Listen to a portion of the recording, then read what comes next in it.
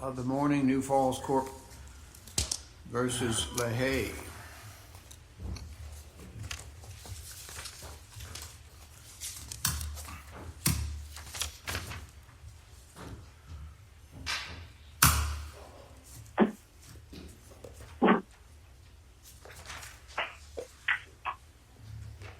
Wait just a moment until the side gets settled.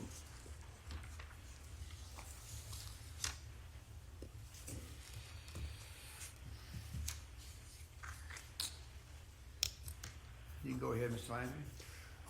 Good morning, Your Honors, and may it please the Court.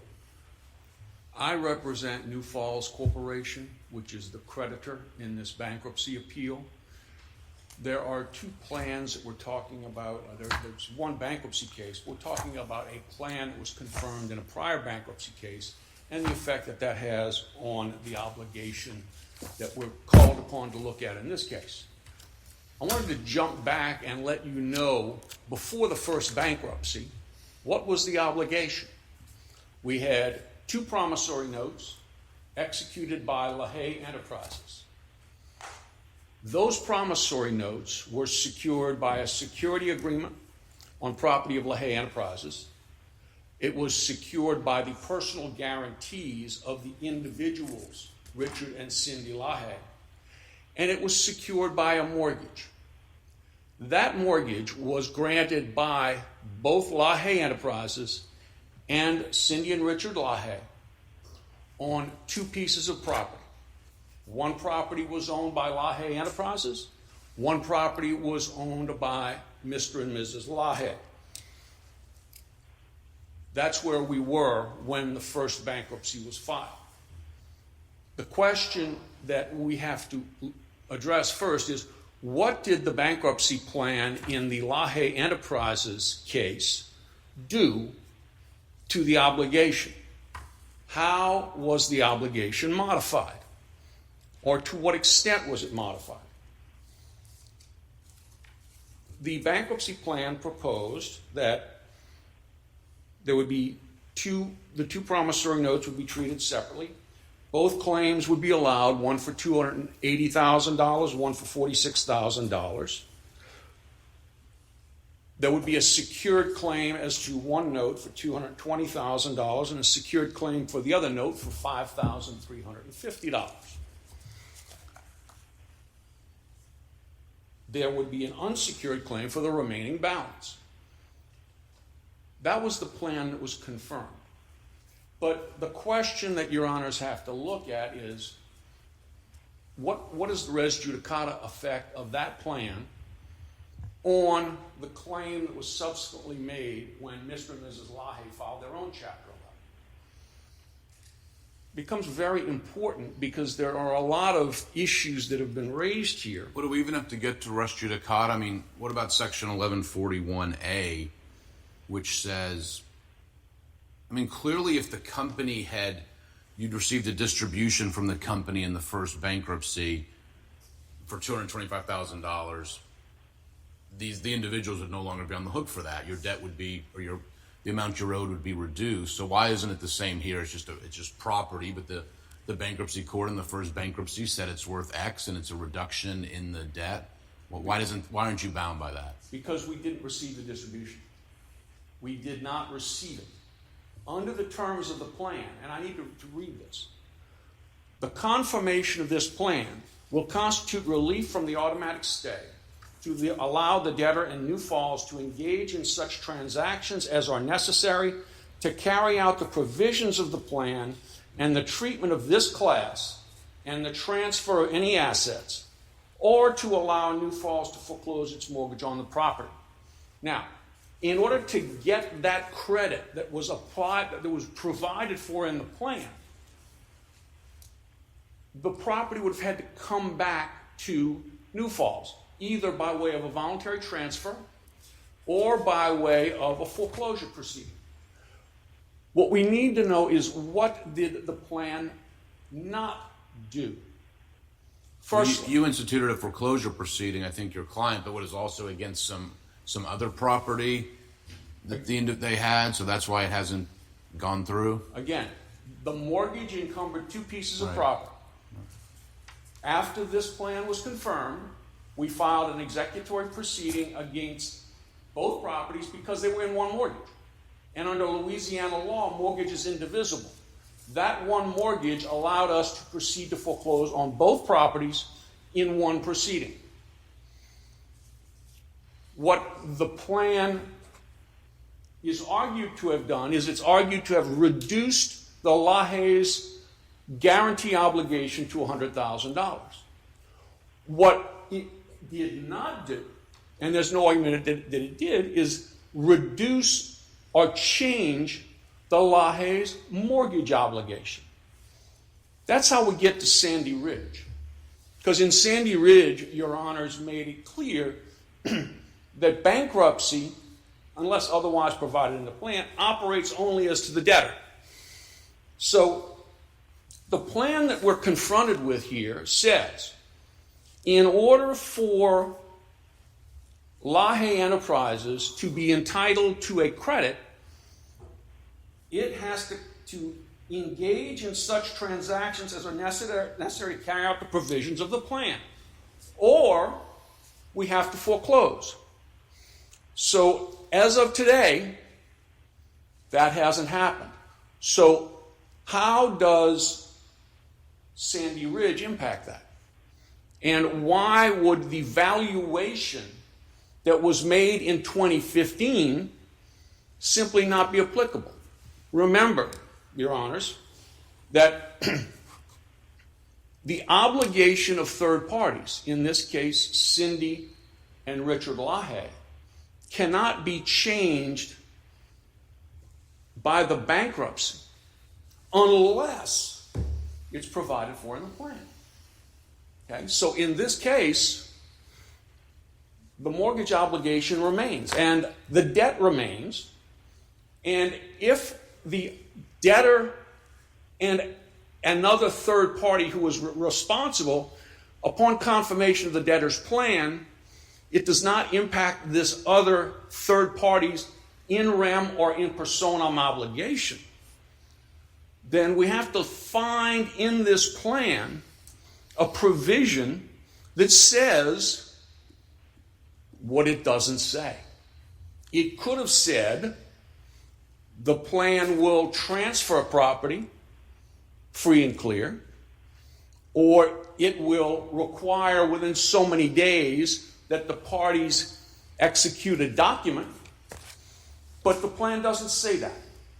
The plan says it's confirmed, go ye forth and do a deal,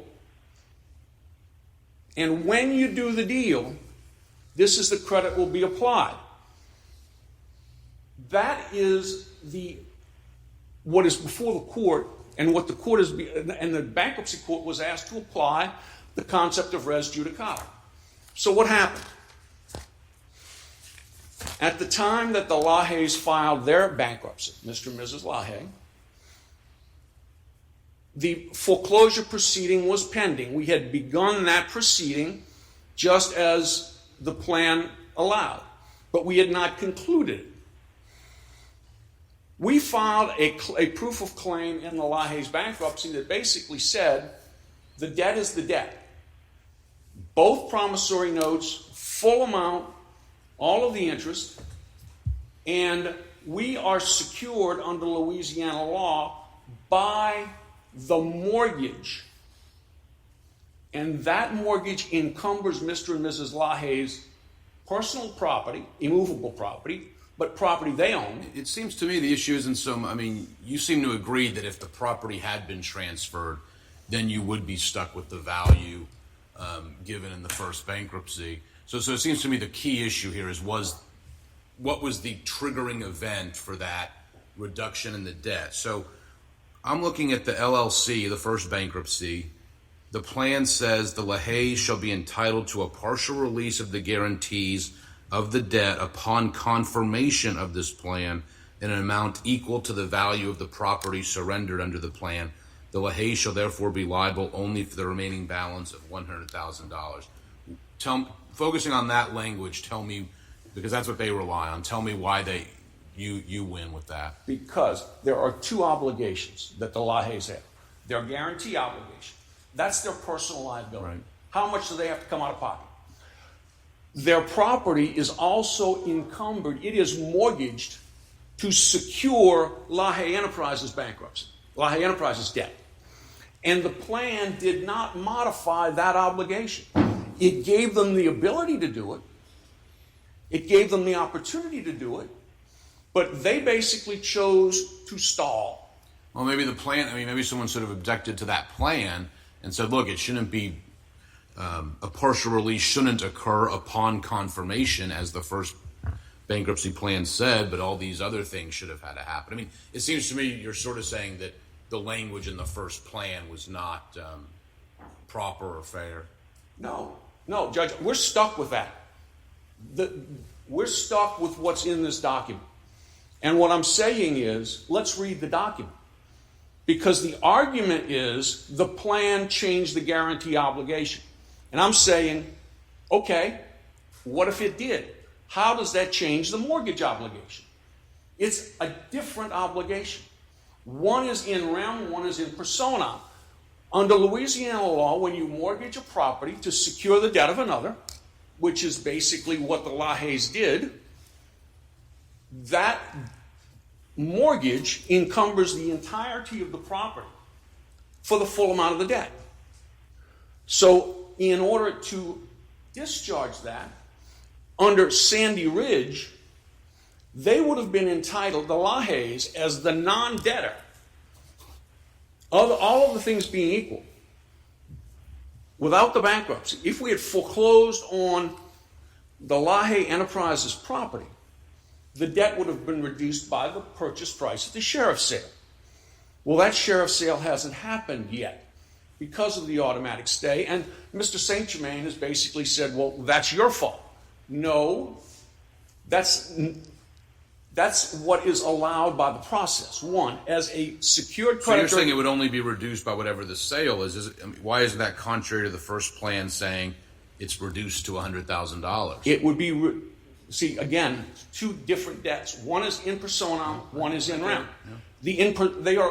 They could have written a personal check for $100,000 right after this, and they would have been out personally. But their property would still have been encumbered to the full amount of the debt, less the $100,000 they paid. Okay, what they did not do. I'm sorry, this gets you back into Sandy Ridge, which I'm not sure how it helps you, because the case says that guarantors are not released from the unsecured sums, which in this case would be the $100,000 left over after crediting the value of the grocery store that the LLC surrendered. I don't see, if you're saying that it was really guaranteed and it was secured via the mortgage, then I'm not sure that the Sandy Ridge case helps you. So can you help us with that? Certainly, Judge Elrod. In Sandy Ridge, Your Honors basically said that the discharge and the confirmation is limited in effect to the debtor. Okay? That would mean that mortgages granted by third parties to secure the obligation of the debtor would not be modified. What Sandy Ridge looked at was, in particular, a guarantee. In Sandy Ridge, you did not have a circumstance of the guarantors also mortgaging their property to secure the debt. That's where this is a little different, but the theory behind Sandy Ridge is the same. If the LaHaye's had wanted to obtain that discharge, they could have filed a joint petition or they could file consolidated petitions at that time. What they were trying to do was skirt that, and I think Your Honors have indicated that if you want the benefit of a bankruptcy discharge, you have to be the debtor. They weren't, so therefore, they're trying to force a round peg into a square hole when they rely on a plan, which they drafted, which basically says this credit is not going to, after the plan is confirmed, here's how we're going to progress. And then they didn't progress. So the The issue of res judicata is also interesting, but again, remember, the valuation of a piece of real estate. In this case, we've got $5,000 worth of movables and a bunch of real estate. But that valuation was as of the date that the first bankruptcy plan was filed, or as of the date of the confirmation. That was 2015. In 2016, when the LaHaye's bankruptcy is filed, that property is a different property. And the last thing, Judge, is the appeal on the confirmation. We've agreed that in the order confirming the plan, that if we are correct in our allegations concerning the claim objection, that we can reassert those arguments when the confirmation order is reversed. Thank you, Your Honor.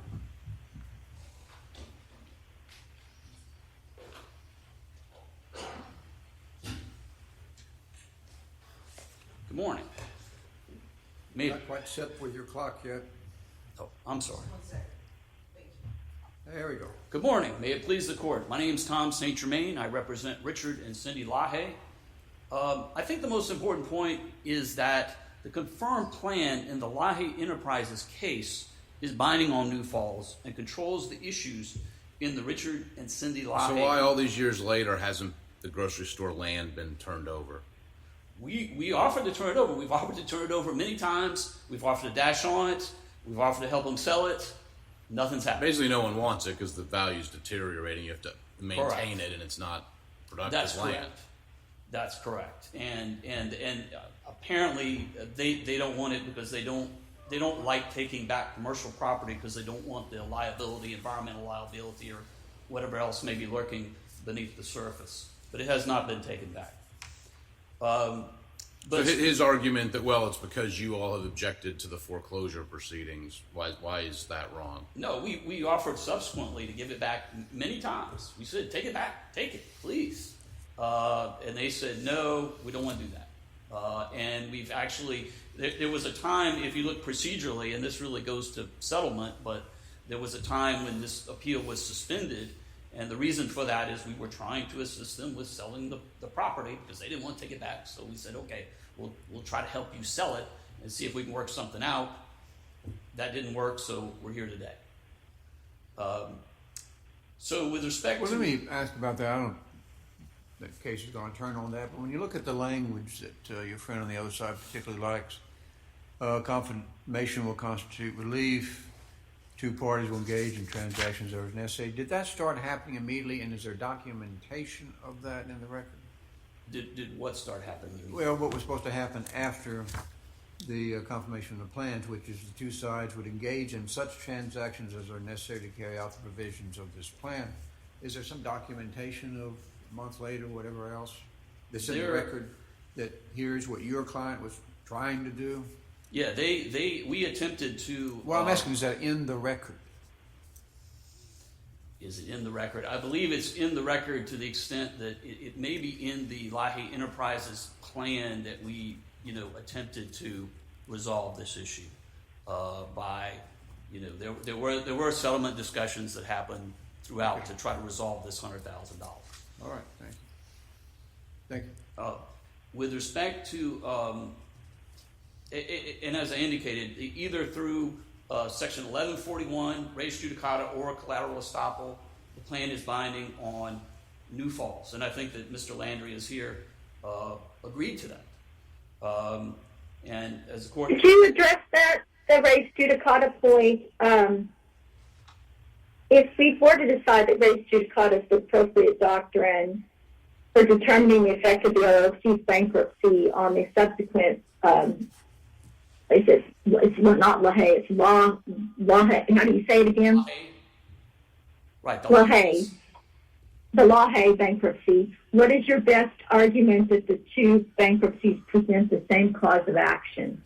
Well, they are different parties, as argued in the brief. They are different parties, but there's case law that indicates that if the LaHaye's interests were adequately protected in the LaHaye Enterprises bankruptcy, then that can be considered, they can be considered essentially the same party.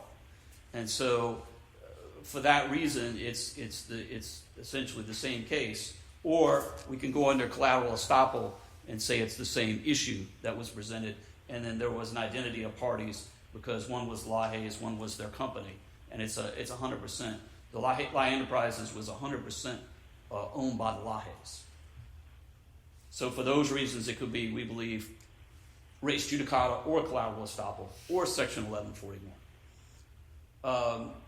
As we indicated, the plan states that LaHaye's would receive a partial release of the guarantees upon confirmation. The court correctly earlier pointed out that this would happen upon confirmation, not upon transfer of the property.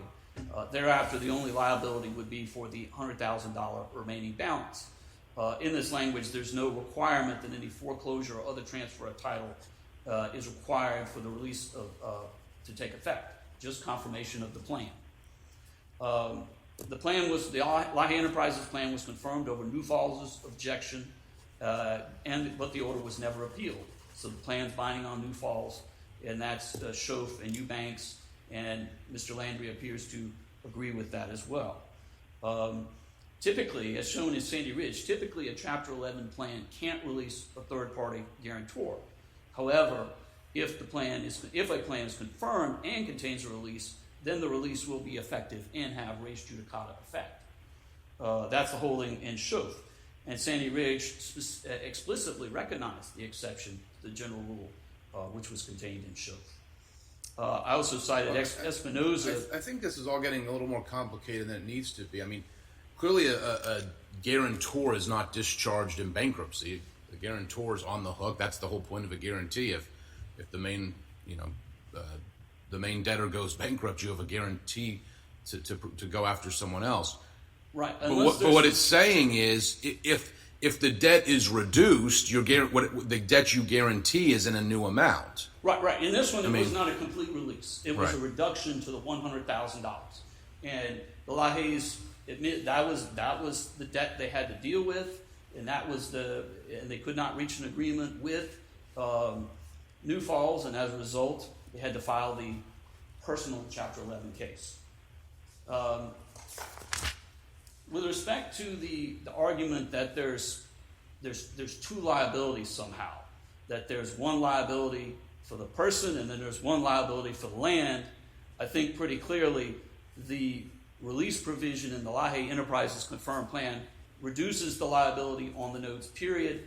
I don't see how there's any second liability that somehow survives and lies in wait in the mortgage.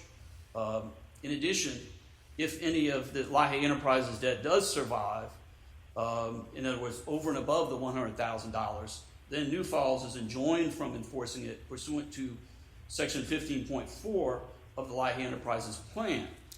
The only thing that the New Falls could enforce was the $100,000 remaining balance on their claim.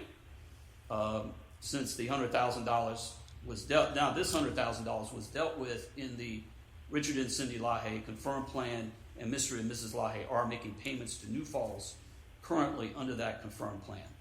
I should point out one more thing, which is this argument that somehow there's an in personam and then there's an in rem liability, that there's this separation.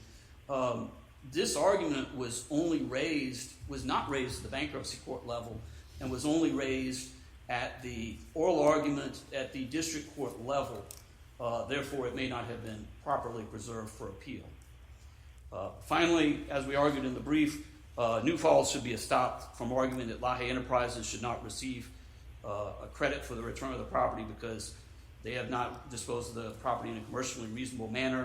As we previously discussed, the LaHaye's tried to turn over the grocery store and equipment, which has continued to depreciate in value, but New Falls has never accepted that return. And I'll answer any questions the court may have. I think that's all we have, Counsel. Thank you. You still have your 5 minutes. So why hasn't your client taken the property? Well, first off, Judge, to respond to Judge Southwick's question, they wouldn't do anything. They ignored us. until we filed our executory process proceeding. They just completely ignored us. They were supposed to, under the plan, pay their unsecured portion. They were supposed to pay it, they never did. So why hasn't my client? Because by the time that we were prepared to take it back, Your Honor basically hit the nail on the head. After a year, the property's been abandoned. It has not been used. It was a mess. Okay, so to respond to the concept of did we make the argument before the bankruptcy judge? I don't think I could have made that argument more strongly. I said the mortgage is still valid as to the property. That's what I'm arguing here. The mortgage is still valid. Okay, and maybe I think the argument is clear in the mind of a Louisiana security rights attorney that the mortgage is a separate obligation from the guarantee. It is, and Your Honors can review the transcript, but clearly we raised that issue in there, the validity of the mortgage and the fact that we were still secured by that mortgage. And we also raised it very strongly in the district court, both in brief and in argument. I guess I'm less concerned about what was raised below in this bankruptcy than why all these difficulties you're talking about weren't raised in the first bankruptcy of the LLC, and telling that bankruptcy judge, look, this is going to be a mess. You shouldn't make this a credit effective on confirmation. This is going to be a big problem. Well, Judge, again, that question can be asked to the LaHaye's, but we're there. Why was it done that way? Because we assumed that the parties would deal in good faith. And again, there's nothing in the record. Judge Southwick, there's nothing in the record to support whether my clients were in good faith, their clients were in good faith. But you can understand that if we're willing to take back a piece of property, okay, and we give it a value, we're ready to go. Okay, and that's what the plan says. Because I think, as I recall, the concept of doing transactions implies a Louisiana dachshund in paiement, a giving in payment, a deed in lieu of foreclosure that would have happened almost immediately, because the LaHaye's had also announced their intention to file their own personal bankruptcy right after that, and then the whole thing would be resolved.